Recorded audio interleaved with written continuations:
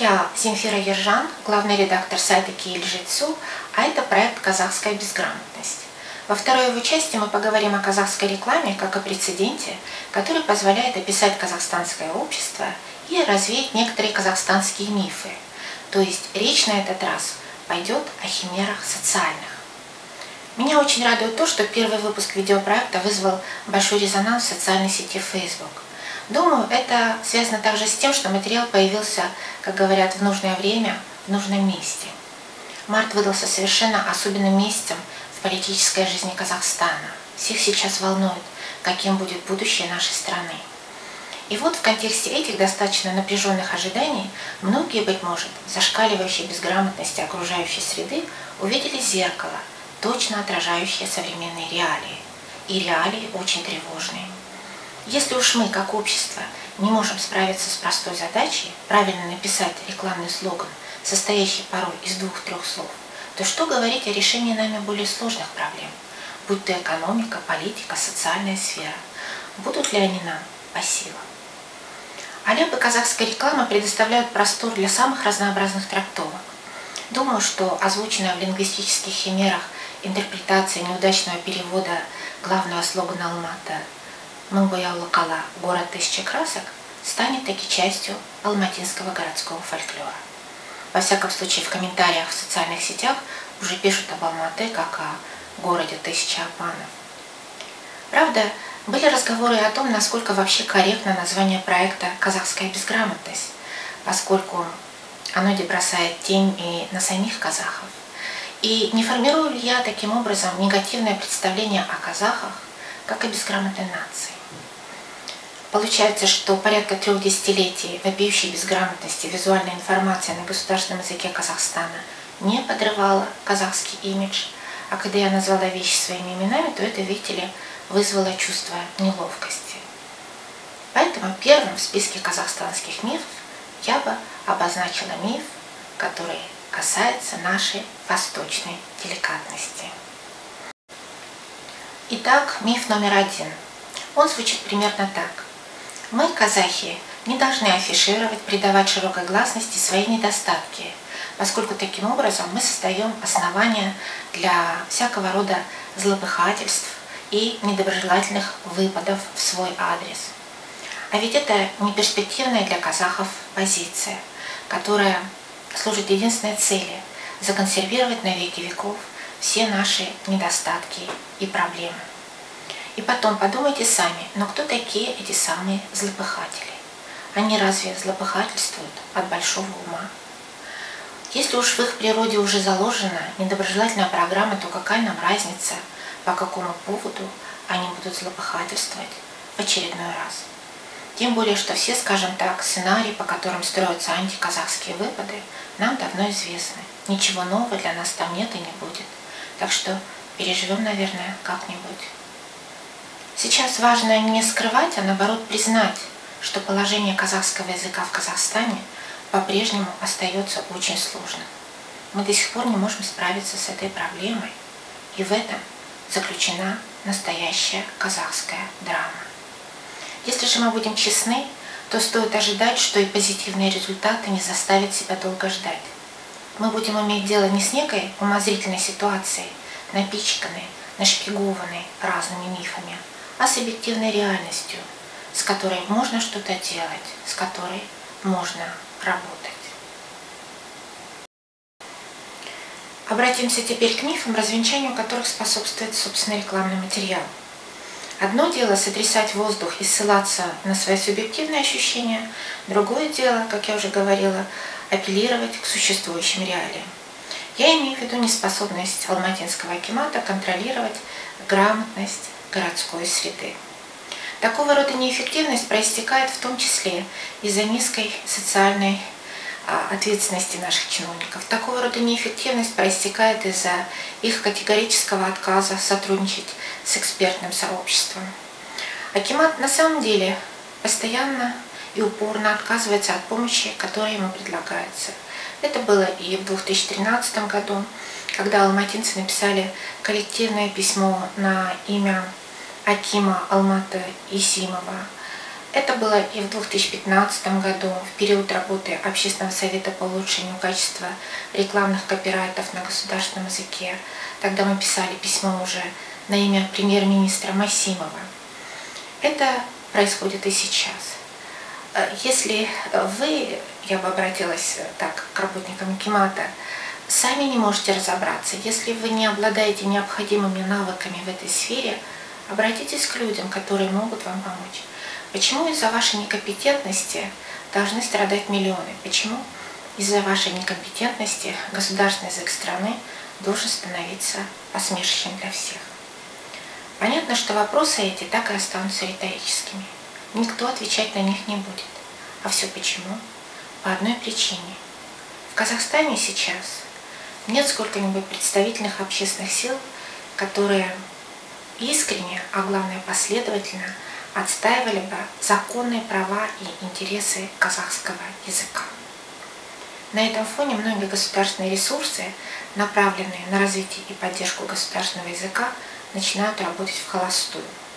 Ладно, если бы только в холостую. На примере казахской рекламы мы видим, что это оборачивается настоящим вредительством для казахского языка. О каком мифе идет речь в данном случае? Мифе о том, что бюрократическая система в Казахстане способна стать основным локомотивом эффективного преобразования лингвистического ландшафта. Быть может, в других странах чиновничество и способно не только принимать хорошие законы, но и внедрять их, но только не у нас, к сожалению. Правда, я повторюсь, у самой бюрократической системы, за долгие годы привыкшей играть на языковом поле в одиночку, а потому делать то, что она считает нужным, вспомнить хотя бы о планах молниеносного внедрения трехязычия в масштабах всей страны. Так вот, у самой бюрократической системы есть свои причины и условия для такой позиции. Это народная пассивность, безразличие большей части населения к судьбе казахского языка, это безосновательные надежды на то, что кто-то другой, а не ты лично, уж как-нибудь да позаботится о состоянии твоего казахского языка. К слову, заметим попутно, что ситуация с казахской рекламой развенчивает также миф о том, что так называемые нағыз казахи исключительно способствуют развитию казахского языка, а так называемые шала казахи всячески препятствуют развитию казахского языка. О проблеме взаимоотношений нағыз и шала мы поговорим, быть может, в следующий раз. Шала тоже не ангелы. Однако речь сейчас о другом. А именно, нам пора давно осознать коллективную общеказахскую ответственность за судьбу родного языка и действовать сообща. Как совершенно справедливо заметил поэт, «Бөлінгенді бөлжейді, бірігіңдер». Консолидации казахстанского общества препятствует в первую очередь казахская разобщенность. Однако из того, что консолидации казахстанского общества препятствует в первую очередь казахская разобщенность, вовсе не следует, что развитие казахского языка в Казахстане является предметом заботы одних только этнических казахов. Это еще один непродуктивный миф. Любые попытки строительства гражданского общества в Казахстане в обход проблемы казахского языка обречены на провал. На практике это обозначает, что все жители Казахстана одинаково заинтересованы в том, чтобы казахский язык, государственный язык Казахстана функционировал полноценно. Таким образом, мы насчитали пока 4 мифа, 4 социальные химеры, на которых в настоящем и покоится казахская безграмотность. До тех пор, пока мы не осознаем их колоссальную вредность, до тех пор казахская языковая проблема решена не будет.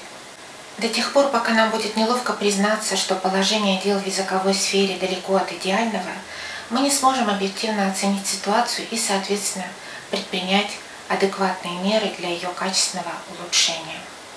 До тех пор, пока мы будем надеяться, что исполнительные органы в силу лишь своих должностных обязанностей и полномочий будут проявлять неукоснительную заботу о казахском языке, мы не избавимся от лингвистических химер. Потому что развитие языка – это, по большому счету, забота каждого из нас. До тех пор, пока казахи и казахстанцы не поймут, что восстановление пространства казахского языка – это шанс доказать свою состоятельность как граждан независимого государства, до тех пор все прочие реформы, и политические, и экономические, реализованы не будут. А теперь представлю некоторые варианты переводов слоганов, которые критиковались как некорректные кальки в предыдущем выпуске. Обращение девочки к отцу может выглядеть: «Акишем маған қамқор болшы». Никаких сүйем, сүйши здесь быть не должно. Ни в коем случае. Слово «клик» уже перевели как «черту». Безусловно, лучше назвать действие, чем описывать его как «бербасып». Правда, в данном случае создается омоним слова из музыкальной сферы, поскольку есть выражение «кю-черту». Быть может, для клика лучше использовать слово «лезде». Я согласна с тем, что узкие научные термины можно не переводить, а что касается новых общеупотребительных слов, то их необходимо переводить, используя собственные языковые резервы, чтобы наша речь не выглядела, так сказать, лоскутным одеялом. Скажу также, что мне очень жаль недавно отмененных муражай, мурагат, несие, поскольку они очень хорошо прижились в языке. Сейчас для меня слова «музей», «архив», «кредит» в контексте казахской речи уже звучат как-то странно. Америкалық арман. Предлагаю рассмотреть вариант Америка қиялы. Вообще, если уж строго следовать правилам, то Америка из-за присутствующего здесь «е» должна писаться через «э» с ударением в конечном слоге. Ну, пусть филологи сами разбираются и решают, как быть. Әр нәрсе арманнан басталады. Можно заменить на «өзен басы бұлақ, істің басы арман». Или «қайнар бұлақ, өзен көзі, асқақ арман, істің көзі». Вовсе не обязательно, конечно же, все слоганы писать в форме казахских пословиц и поговорок. Важно лишь помнить о том, что каждый язык описывает мир по-своему. Вместо «спорт бар жерде сен бар» лучше написать «спорт сенің серігің». Серік – это и есть слово, понятие, которое описывает дружелюбное сопровождение, постоянное нахождение в орбите твоей жизни. Бірге болу бақыт үшін рахмет. Поскольку есть необходимость сохранить слово «рахмет», можно представить в более, так сказать, казахском виде. Бақытқа бөлеп, жанымда болғаныңа рахмет. В некоторых комментариях писали о том, что привычнее писать слова «рахмет» и «ракат» через «х», а не «к». На это я могу сказать только одно. Есть орфографические словари, и правила для всех одни и те же. Их необходимо соблюдать. Беги за ощущениями, сезімге қарай жүгір. Считаю, что более уместным здесь будет жүрегіңнің лүпілін жүгіргенде білерсің, либо жүрегіңнің лүпілін жүгіргенде білесің, в зависимости от того, какой смысловой нюанс вы хотите подчеркнуть. Удовольствие, счастье, эйфория – это все чувства, которые марафонист на дистанции познает через биение своего собственного сердца. К слову, мне доводилось переводить один из слоганов алматинского марафона. В первый год он существовал как «смелость быть первым» и имел вид кальки «бірінші болу батылдық». На второй год использовался мой перевод «батыл болса, жол баста». Мне было очень приятно видеть билборды с этим слоганом на улицах Алматы.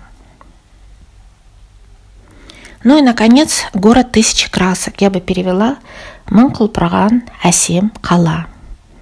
Алматы – мой родной город. Мне хотелось бы, чтобы он был перспективным, интересным, комфортным, грамотным.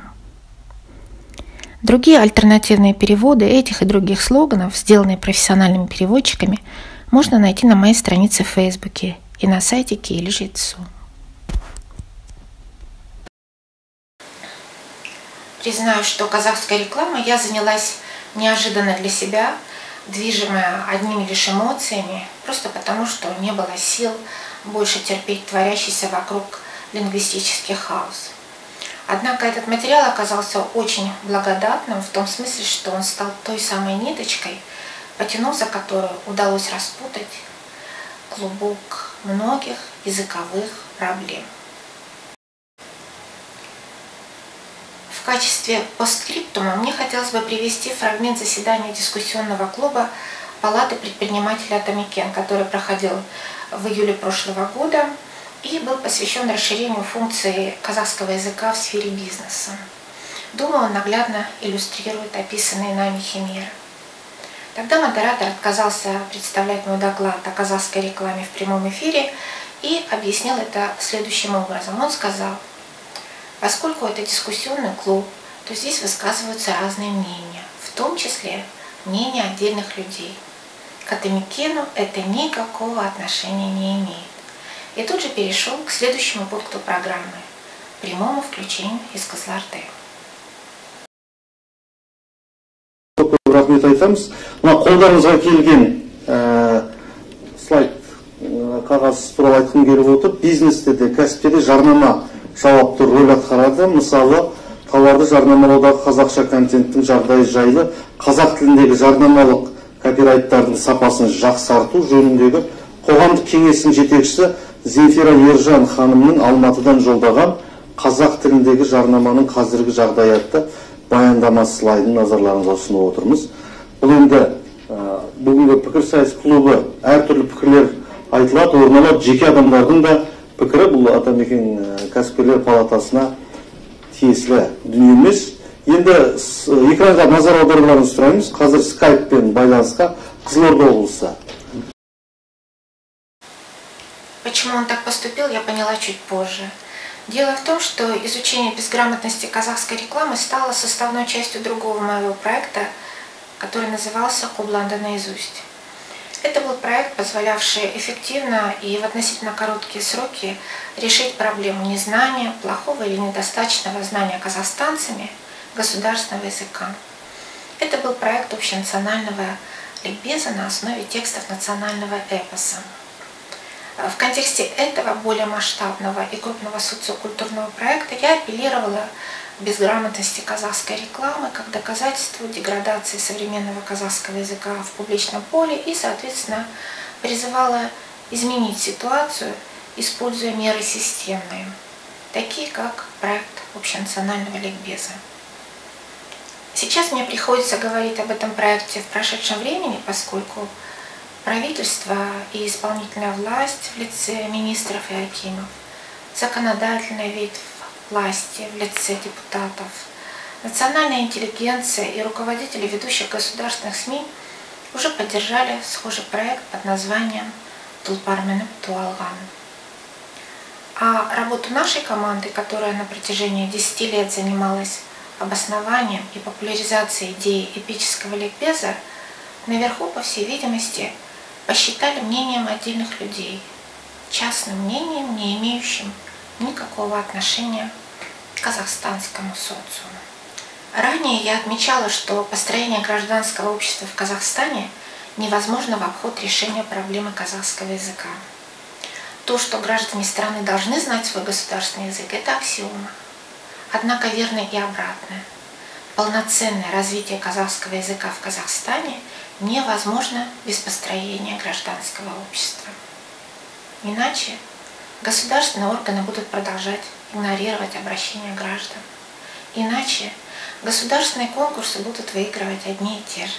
Иначе в Казахстане даже в формате дискуссионного клуба слово будет предоставляться только для своих.